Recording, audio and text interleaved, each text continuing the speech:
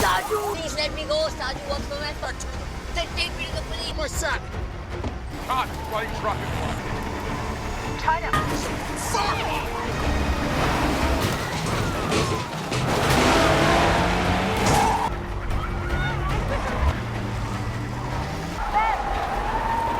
down! Hold tight!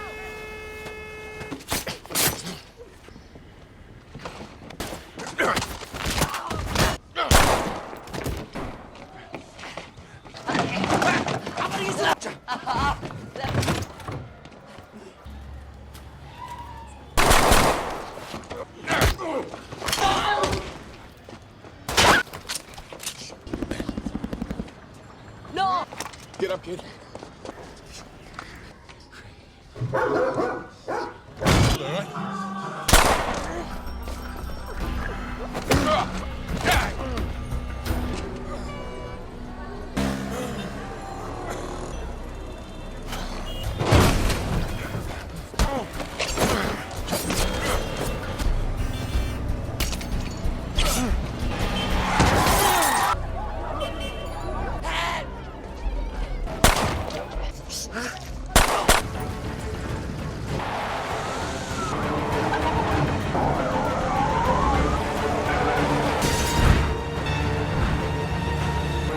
What? What?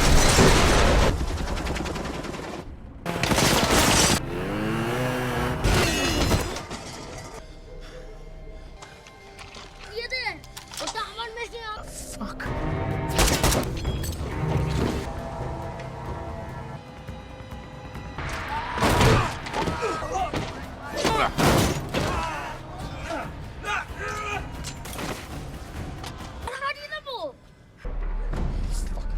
Come on, go move.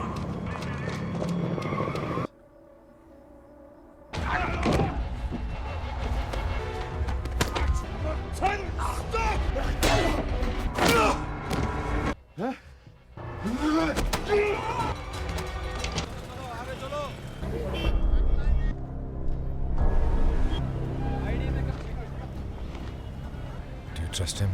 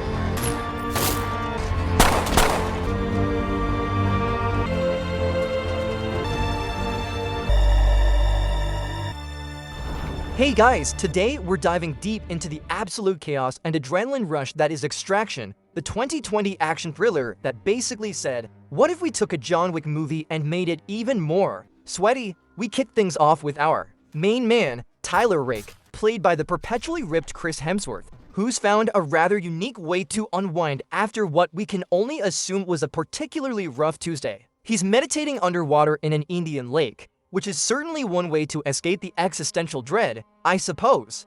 The silence of the deep is broken only by his eventual surfacing, a visual cue that tells us this guy is not your average beach bum. He's got the battle scars to prove it, and we immediately get the vibe that he's seen some things, man. This isn't just about catching some rays, it's about pushing past limits, a hint of the relentless action to come. Before you head off, if you're enjoying the kind of content I make, please consider liking and subscribing. No pressure, but it truly helps me keep the action coming. Meanwhile, in the bustling, often unforgiving streets of Dhaka, Bangladesh, we meet Ovi Mahajan Jr., the son of a powerful Indian drug lord, Ovi Mahajan Sr. Now, young Ovi Jr. isn't exactly having a stellar day. His dad, being the big-shot crime boss he is, has basically left him under the care of his own head of security, Saju, but let's just say care is a flexible term here. Ovi, feeling neglected and perhaps a little rebellious, makes a classic teenage mistake. He sneaks out to a party. Because, you know, what could go wrong when your dad is a high-profile target and you're wandering a city that's practically a war zone for drug lords? Predictably, everything goes wrong as he's walking, probably regretting that last lemonade. He's ambushed by a group of rather unfriendly gentlemen who clearly aren't there to offer him a ride home. These are men working for Amir Asif, a ruthless Bangladeshi drug lord who sees Ovi Jr. as the perfect leverage against his rival, Ovi Sr. The whole scene is a blur of rough hands, a muffled scream, and the jarring metallic slam of a van door, swallowing the boy whole into the city's dark underbelly. The silence left in his wake is deafening, leaving us with a sinking feeling that this isn't just a simple kidnapping. It's a declaration of war, played out on the streets of Dhaka with Ovi Jr. as the unwilling pawn. News travels fast in the criminal underworld, even faster when millions of dollars are on the line. Back in India, Saju, Ovi Sr.'s right-hand man, and bodyguard is informed of the abduction. The man is clearly conflicted. On one hand, he's loyal to Ovi Sr. On the other, he's worried sick about Ovi Jr., who he genuinely cares for. More than that, Saju's own family is being held hostage by Ovi Sr. as insurance, a truly charming management technique. So failing to retrieve Ovi Jr. would mean a very, very bad day for Saju's loved ones. It's a high-stakes chess match. And Saju is stuck squarely in the middle, feeling the crushing weight of impossible choices. He knows the standard ransom approach is a no-go. Amir Asif isn't just after money, he's after dominance, to basically stick a giant I win flag on Ovi Sr.'s territory. So Saju, a man of action, decides to take matters into his own hands, leading him to seek out a shadowy team of mercenaries. He contacts Nick Khan, an experienced operative who runs her own little band of merry mayhem makers, the clique of his. Phone closing is a grim punctuation mark, signifying the end of any semblance of peace and the beginning of a desperate, violent quest. The air crackles with the unspoken promise of bloodshed, and you can practically smell the gunpowder in the air. This is where our hero, Tyler Rake, comes back into play, because when you need a kid extracted from a city that's basically a fortified prison, you call the guy who meditates underwater for fun. Nick Khan, Rake's professional partner and, let's be honest, probably the only person who can tolerate his moody silences, briefs him on the mission. The details are grim. Ovi Jr. is being held captive by Amir Asif, a drug lord who makes other drug lords look like friendly neighborhood bakers. Dhaka, the setting for this particular rescue operation, isn't just a city. It's practically a sovereign nation controlled by Asif, with checkpoints, armed guards, and a zero-tolerance policy for anyone trying to pull a fast one. The city is a maze of narrow alleyways and bustling markets, all watched over by Asif's omnipresent network of enforcers. Nick meticulously lays out the intelligence, pointing to satellite images and floor plans with the precision of a seasoned general. The money is good, a cool $10 million, but the odds? Well, they're stacked against them like a Jenga tower built on a fault line.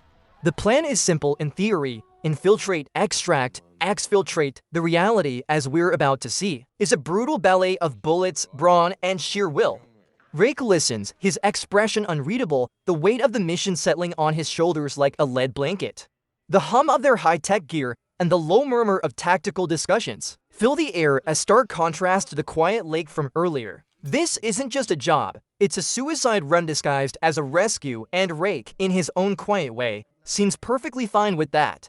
It's almost as if he's seeking this kind of chaos, a cathartic release from his own inner demons. Operation Get the Kid Out is a go. Rake, ever the subtle operator, opts for the dramatic entrance. Instead of knocking politely, he rappels down the side of a towering building from a helicopter, because why use the front door when you can make a grand statement?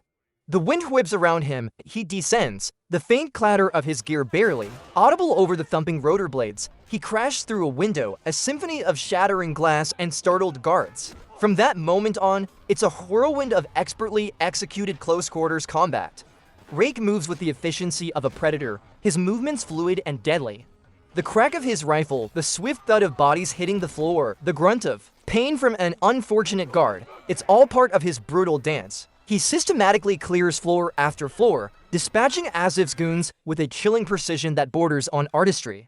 No fancy acrobatics, just pure, unadulterated, bone-crunching force. The air grows thick with the smell of cordite and fear. He finally locates Ovi Jr., who's understandably terrified, tied up and gagged in a dimly lit room, looking like he'd rather be anywhere else, even doing homework. Rake cuts him loose with a speed that almost makes you forget the kid just saw a literal Terminator burst through a window. The boy's eyes, wide with a mixture of terror and bewildered hope, lock onto Rake, the man who just single-handedly turned a building into a war zone. This isn't a warm reunion. It's a grab and go, but for Ovi, it's the first glimmer of hope in what must have felt like an eternity.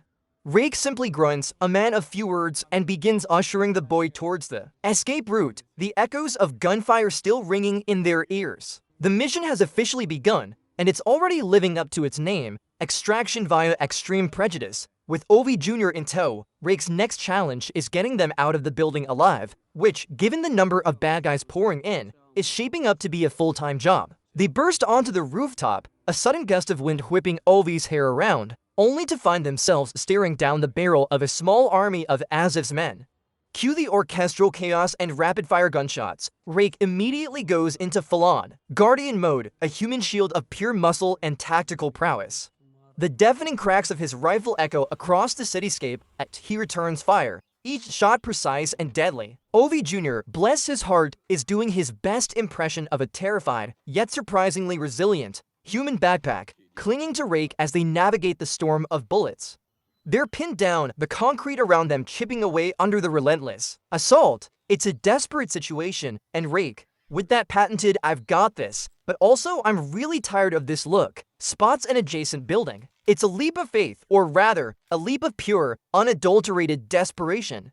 "We're jumping," he barks, a statement not an invitation. The rush of air, the brief moment of weightlessness, the grunt of effort as they land hard on the next rooftop. Just as a grenade detonates behind them, sending shrapnel and debris raining down where they just were. The metallic clang of the exploding shrapnel is a symphony of near misses.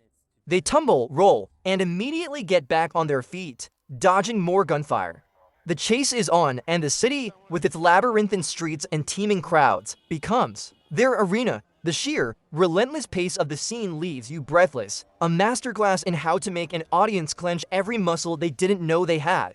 Having survived the rooftop acrobatics, Rake and Ovi now plunge into the even greater chaos of Dhaka's streets.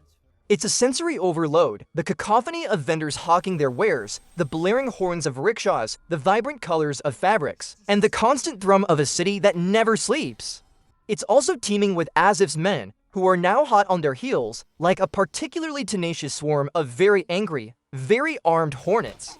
Rake, ever the resourceful mercenary, uses the crowded environment to their advantage, weaving through the throngs of people with a surprising grace for a man of his size. The jostle of bodies, the hurried apologies from innocent bystanders, the near misses with speeding motorbikes, it's a living, breathing obstacle course. Ovi Jr., still visibly shaken but finding a strange strength in Rake's unwavering resolve, tries his best to keep up, his small hand clutched tightly in Rake's larger one. They duck into narrow alleyways, the air thick with the smell of street food and diesel, the echoing shouts of their pursuers drawing closer. The ground beneath their feet is uneven, slick in places, making every step a potential stumble. You can almost feel the grime and sweat of the city clinging to them. They dart through back passages and across busy intersections. It's a relentless, breathless chase, punctuated by the occasional crack of a distant gunshot, a chilling reminder that danger always just around the corner. Rake's eyes are constantly scanning, calculating, looking for the next escape route, the next shadow to melt into. This isn't just a physical challenge, it's a mental marathon, pushing Rake to his absolute limits while trying to keep a traumatized kid safe. It's less extraction and more extreme urban dodgeball with live ammunition. The tension is palpable, a tight knot in your stomach, as you realize that every second counts, and every corner turn could lead to their doom. Just when you think Rake might actually catch a break and get Ovi into a waiting vehicle, because, that's how these things usually work in the movies. A wild card appears. And this wild card comes in the form of a speeding car, driven by none other than Saju. In a truly jarring, metal-on-metal clang, Saju deliberately T-bones Rake's getaway car, sending it spinning. The shattered glass sprays, the smell of burning rubber fills the air, and suddenly, the mission takes a very personal and very messy turn. It's a betrayal straight out of a spy novel, and Rake looks about as surprised as a cat who just got splashed with water. Saju, remember him, the guy who initially hired Rake through Nick? Yeah, well, he's decided he's going to cut out the middleman, Rake, and deliver Ovi Jr. to Ovi Sr. himself. Why? Because Saju's own family is being held hostage by Ovi Sr. as insurance. It's a classic damned if you do, damned if you don't situation, but for Saju, it's a damned if I don't get this kid back myself scenario. The air is thick with tension as Saju and his own team emerge, all armed and ready to rumble. Rake, now not only fighting Asif's entire criminal empire, but also the guy who was supposed to be on his side, is in a truly unenviable position. They thud of their boots on the pavement. The metallic click of weapons being cocked signals a new, more complicated layer to this already messy extraction. This isn't just about escaping, it's about navigating a moral minefield where everyone has their own agenda and Ovi Jr. is still the prize. The fight for Ovi's life just got a whole lot more personal and a whole lot more complicated.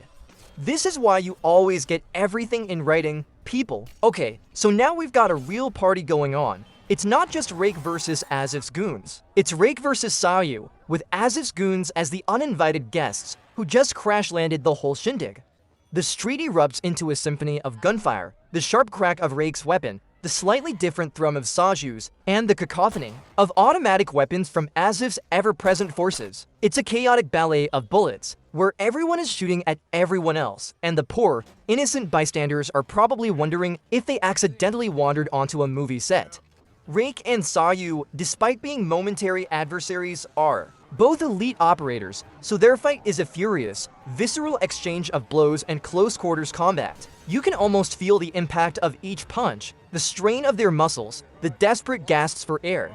The clatter of spent shell casings on the pavement is constant, a metallic soundtrack to the unfolding mayhem. Ovi Jr., completely overwhelmed by the pandemonium, is shuffled between the two warring factions, a terrified prop in a very deadly play. He's shielded, dragged, and pushed, his small body a fragile shield in the crossfire. The sheer amount of tactical skill on display is astounding. Rake and Saju, even in their desperate struggle against each other, still manage to avoid the incoming fire from Asif's men. It's like watching two master chess players trying to beat each other while simultaneously fending off a dozen other players who are trying to flip the board. The scene is a masterclass in controlled chaos, a relentless barrage of action that leaves you breathless and slightly dizzy. This isn't just a chase anymore, it's a full-blown war, and Dhaka is paying the price. And just when you thought things Couldn't get any more intense. They hit the bridge. Oh, this bridge. This is where the movie truly earns its extraction title, because it's not just a bridge.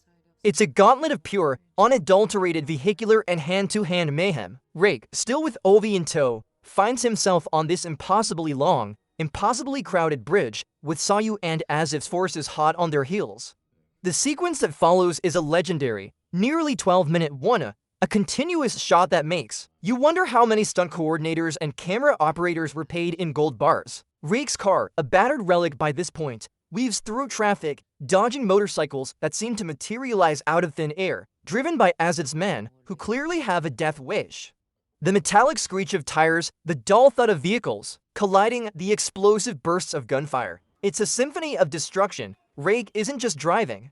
He's fighting, shooting, and somehow, still trying to protect Ovi, who's tucked safely or as safely as possible in the back seat. There's a moment where Rake uses a rifle to literally punch through a car window to take out a pursuer, followed by a frantic dismount from his vehicle to engage in brutal hand-to-hand combat, the crack of his knuckles against bone echoing in the chaos. Saju, ever the persistent shadow, is still there, sometimes helping Rake by taking out Asif's men, sometimes trying to snatch Ovi. It's a beautiful, brutal dance of alliances and betrayals, all playing out on this concrete death trap. The sequence is a relentless, visceral experience, the whoosh of passing cars and the thud of bodies hitting the road providing a constant, heart-pounding rhythm. You can practically feel the wind resistance as they speed across the bridge, the vibrations of the vehicles rattling your bones.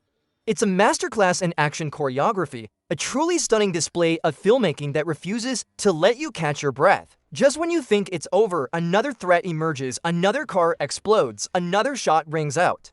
It's exhilarating, terrifying, and utterly exhausting in the best possible way. This bridge isn't just a crossing, it's a rite of passage for both Rake and the audience. Miraculously, after surviving the metal-on-metal belly of death on the bridge, Rake and Ovi manage to escape the immediate pursuit. They find a temporary, decidedly unglamorous, safe house, a derelict apartment in the heart of the city.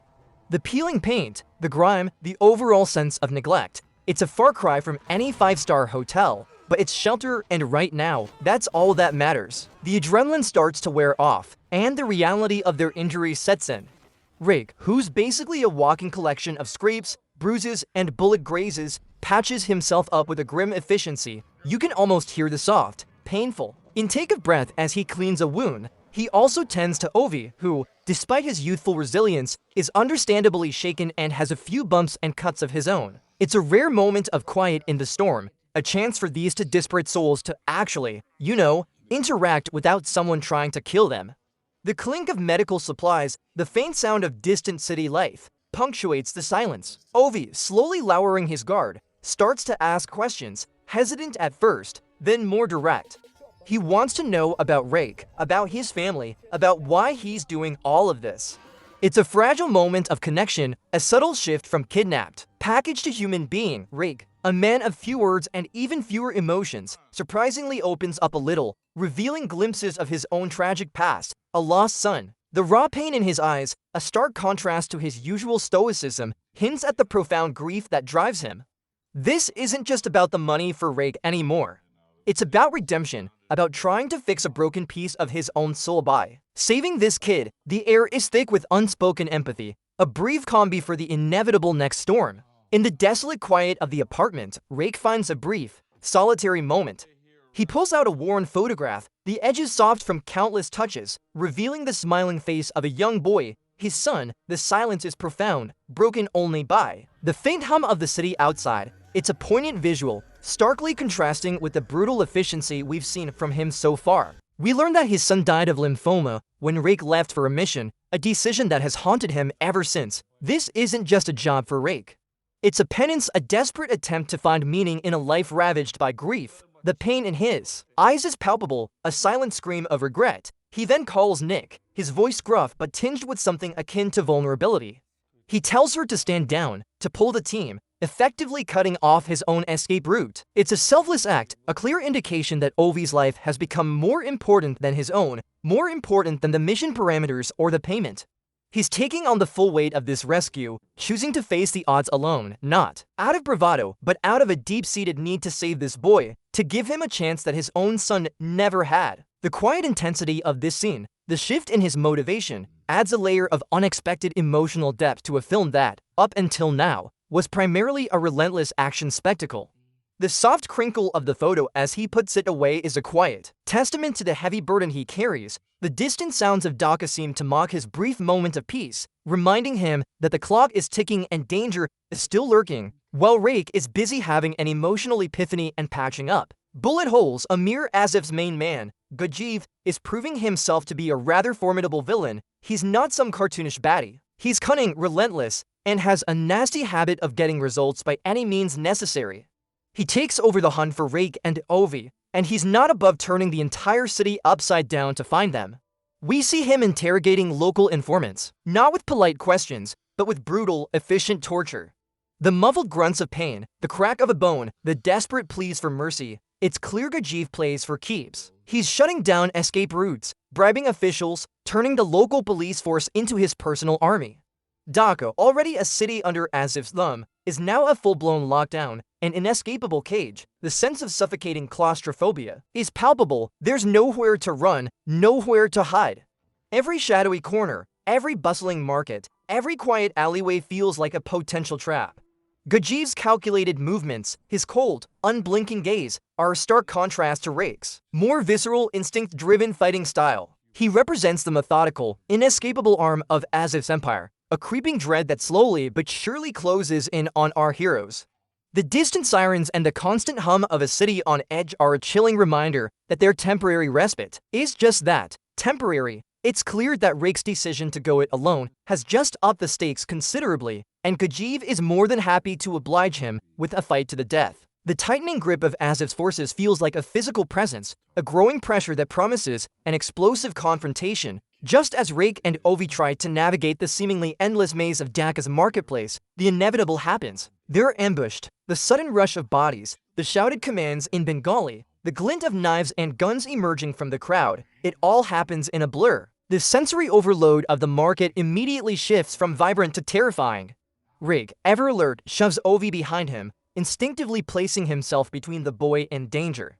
What follows is a brutal, visceral close-quarters combat sequence that feels uncomfortably real. The crack of his knuckles against bone, the grunt of effort as he throws an attacker, the dull thud of bodies hitting market stalls, it's all presented with a raw, unflinching intensity. He's not just fighting, he's a force of nature, moving with a desperate, animalistic ferocity.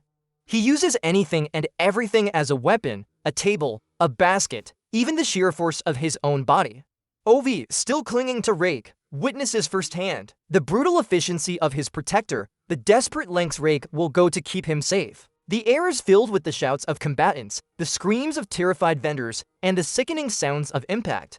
The smell of exotic spices mixes with the metallic tang of blood and the acrid scent of gunpowder. It's a relentless, suffocating struggle for survival, made even more claustrophobic by the teeming crowds and narrow aisles. Rake takes hits, but he keeps pushing, his determination unwavering. You can almost feel the grit and grime of the market sticking to your skin, the oppressive heat and humidity adding to the suffocating tension. This isn't a pretty fight, it's a desperate, exhausting brawl for two lives, a testament to Rake's unwavering resolve to see this through, no matter the cost to himself. He's a one-man wrecking crew, carving a path through the human tide, all for the sake of one scared kid. And honestly, who doesn't love a good market brawl?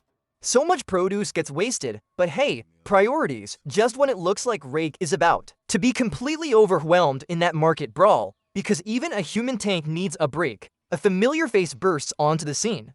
It's Saju, and this time, he's not trying to steal Ovi or bash Rake's head in, he's there to help. A veritable guardian angel of gratuitous violence. The sudden crack of his rifle as he takes down an attacker who was about to blindside Rake is a moment of pure, unexpected relief.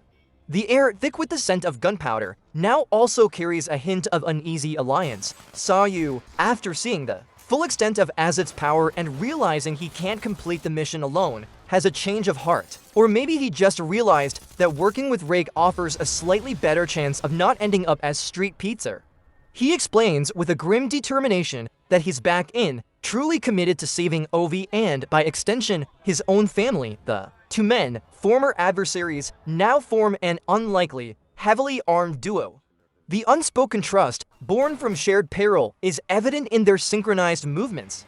The combined force of Rake's raw power and Saju's calculated precision immediately shifts. The tide of the battle, the thud of their combined punches, the double-tap precision of their gunfire, it's a beautiful, brutal harmony. They're no longer just fighting, they're clearing a path, a bulldozer of human will and firepower. The market, which was moments ago a death trap, now becomes a pathway, albeit a very violent one, toward their final objective, getting Ovi to the extraction point. It's a classic enemy of my enemy is my friend situation, except in this case, the enemy of my enemy is also kind of my frenemy, and we're both really good at punching people. With Saju now firmly on their side, the dynamic shifts. It's no longer just Rake trying to keep Ovi alive. It's a combined effort, a tactical powerhouse focused on one goal, reaching the designated extraction point, which, surprise, surprise, is another bridge. Apparently, Dhaka only has one. The trio moves with a renewed sense of urgency, a desperate, adrenaline-fueled sprint through the labyrinthine streets. Rake and Saju, now a perfectly synchronized duo of destruction, cover each other's backs with an almost telepathic understanding. The crack of their gunfire is relentless, each shot finding its mark. The screams of Asif's men, the shattering glass from storefronts, the panicked cries of the few remaining civilians. It's a symphony of chaos that follows them through the city. They encounter more of Asif's goons, who seem to be multiplying like particularly aggressive rabbits. But now, with two highly trained mercenary working in tandem, the odds feel slightly less impossible. Ovi, still terrified but finding courage, in their combined resolve, stays close, a small island of vulnerability in a sea of violence. The thud of their boots on the pavement is constant, a rhythmic pounding against the ticking clock. You can practically feel the exhaustion setting in, the burning in their muscles, the desperate need for this nightmare to end. The air is thick, with the smell of exhaust fumes, sweat, and the ever-present metallic tang of blood. Every corner turned is a potential ambush, every alleyway a possible trap, but they push through, their eyes fixed on the distant silhouette of the bridge. It's a relentless, brutal final leg of their journey, a testament to their combined will to survive and see Ovi to safety. This isn't just a rescue mission anymore. It's a desperate race against time and an entire city's worth of bad guys. The promise of the extraction point, however distant, is the only thing keeping them going. It's truly amazing how much sustained running people can do in movies without getting winded. They finally reach the bridge, but of course, it's not an empty yellow brick road to safety. Asif's forces are waiting, in full force, led by the ever-menacing Gajiv. This is it, the final showdown, the moment they step onto the bridge. Saju makes a split-second decision, a noble, gut-wrenching sacrifice. He sees the sheer number of armed men and knows someone has to hold them off. With a glance that speaks volumes to Rake, a silent understanding, a flicker of mutual respect, Saju unleashes hell. He turns, firing into the incoming wave of enemies, drawing their attention, creating a diversion so Rake can get Ovi across. The deafening cracks of his rifle, the whoosh of bullets flying past, the shouted commands, it's a chaotic symphony of desperate combat.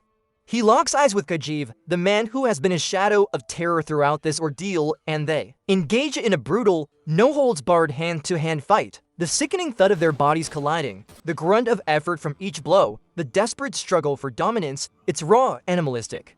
Saju, fighting with the ferocity of a man with nothing left to lose, lands several punishing blows. But Gajiv is relentless in a cruel twist of fate. As Saju holds his own, he's blindsided, shot in the back by a sniper. The sudden, wet thud of the bullet, the gasp of air escaping his lungs, the tragic fall to the ground. It's a devastating moment. His sacrifice is a powerful, heartbreaking act of redemption, a testament to his love for Ovi Jr. and the desire to protect his own family. The metallic clang of his weapon as it hits the concrete is a final, mournful note. Rake, witnessing this tragic end, doesn't have time to mourn. The shock and grief are momentary, replaced by a renewed, almost savage determination. The weight of Saju's sacrifice now rests on Rake's shoulders, fueling his final, desperate stand. And just like that, the already impossible mission just got a whole lot more personal for Rake. With Saju's sacrifice echoing in the air, Rake unleashes his full, primal fury. This isn't just a mercenary doing a job anymore. This is a man operating on pure, unadulterated grief and adrenaline, fueled by the memory of his own son and the desperate need to save Ovi. He's a one-man army, a battered, bleeding machine of violence. The bridge becomes his arena, littered with the bodies of Asif's men. The relentless crack of his rifle, the whiz of bullets from multiple directions, the dull thud of his body taking hits. It's a brutal symphony of self-destruction. He's taking on Gajeev and what seems like half of Dhaka's criminal underworld, all while trying to usher a terrified Ovi towards the waiting extraction helicopter. Every punch thrown, every shot fired is delivered with a desperate, bone-weary exhaustion. You can almost hear the ragged gasps for air, the strained grunts of effort. The metallic clang of stray bullets hitting the bridge's superstructure, the shouts of the remaining enemies, the distant thumping of the approaching helicopter. It all contributes to the overwhelming sense of imminent doom. Gajeev, still a formidable presence, goes toe-to-toe with Rake, their fight a brutal dance of desperation. Rake is bleeding, shot multiple times, but he refuses to fall. His only goal is to get Ovi to that helicopter, to ensure the boy gets a chance at a life he couldn't give his own son. He shoves Ovi forward, a last, desperate push towards safety. The helicopter's rotor blades are now a deafening roar, signaling both salvation and the end of Rake's impossible mission. He clears a path, a final burst of savage energy, ensuring Ovi can make it to the ropes, the promise of freedom hanging precariously in the air. This is Rake's final act of defiance, a desperate, bloody ballet of sacrifice, and you can practically feel his life force draining with every move. It's a truly heart-wrenching, yet awe-inspiring, display of human will. The air is thick with the smell of sweat, blood, and the raw grit of a man on the brink. He did it.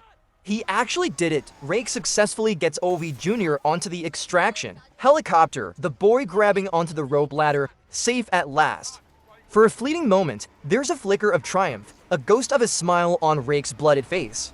The mission, despite all odds, is a success, but in this world, happy endings are often fleeting. Just as he allows himself that brief moment of respite, Gajeev, the ever-present shadow, delivers the final, devastating blow.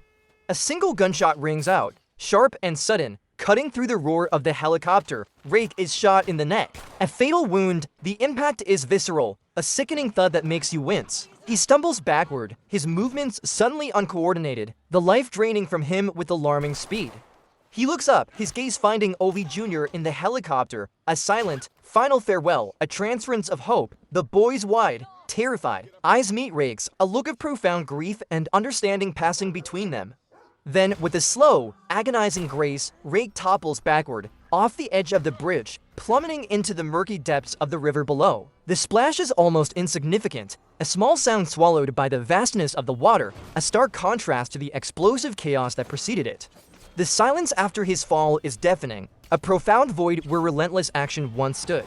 It's a tragic, poetic end for a man who seemed to be actively seeking it, a warrior finding a twisted form of peace in his final, selfless act. The air feels heavy, thick with the weight of his sacrifice, and you're left with the haunting image of his final descent, a true hero fading into the unknown, leaving behind a legacy of impossible courage. The faint ripples on the water are the last visible trace of his impact. In the immediate aftermath of Rake's tragic fall, Nick Khan and her remaining team swoop in. Securing Ovi Jr., the helicopter ascends, carrying a devastated Ovi away from the scene of Rake's ultimate sacrifice. The mission, against all odds, is complete. But Nick is not just a mercenary. She has a profound respect, perhaps even affection, for Rake. His death is a personal blow, a wound that demands retribution.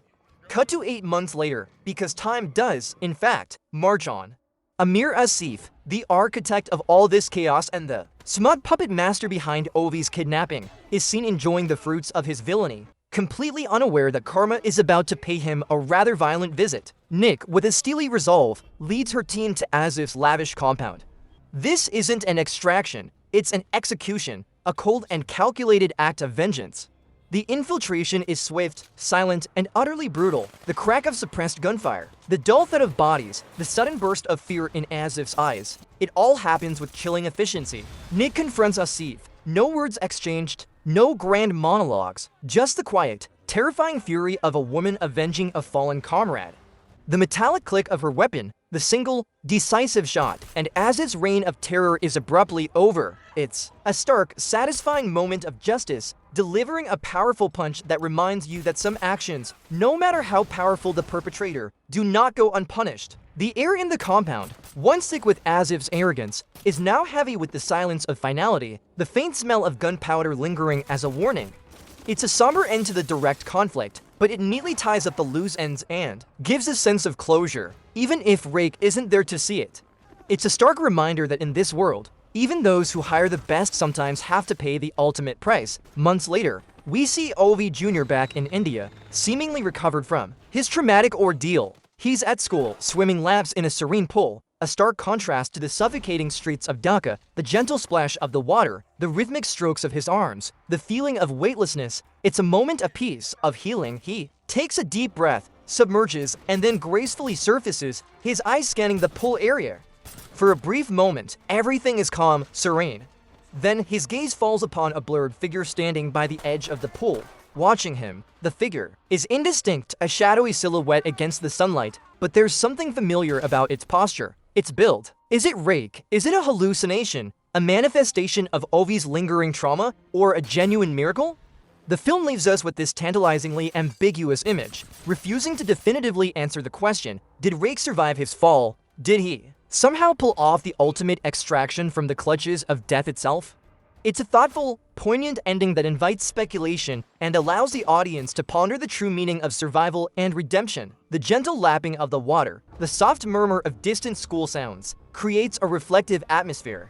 The final image of the blurred figure, a beacon of hope or a phantom of memory, lingers long after the credits roll. It inspires us to consider the enduring impact of seemingly impossible connections and the profound effect one selfless act can have on another's life. Rake, a man who believed he had nothing left to live for, might just have found a reason to fight for his own life in the end, or at least found a way to live on in the mind of the boy he saved. This isn't just about action, it's about hope, the enduring spirit of a survivor, and the quiet, profound ripple effects of courage in a world that often feels relentlessly cruel.